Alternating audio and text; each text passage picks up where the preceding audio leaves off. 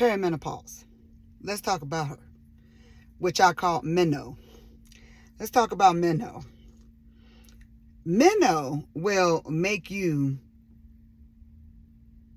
set some boundaries, right? It really makes you work on your patience and endurance.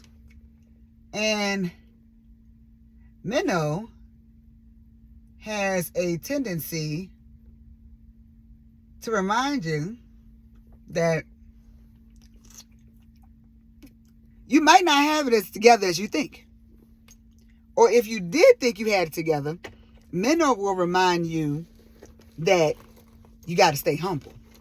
Meno will remind you that you can look at a situation different ways depending on what you're going through.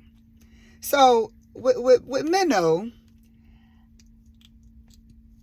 I hate it and I'm okay with it at the same time because it gives me a different perspective, right?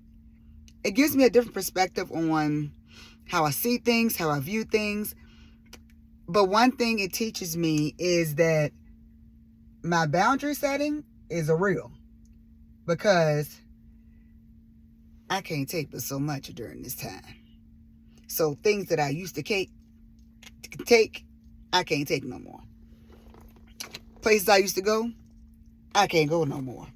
Things I used to tolerate, I can't tolerate no more.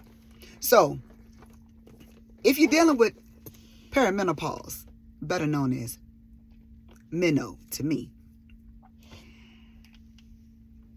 I want you to look at your patience, your endurance, and check how either much better or much worse you're doing, because it's going to push you either way, to the extreme of going worse or the extreme of going better, because you got to get through it every day.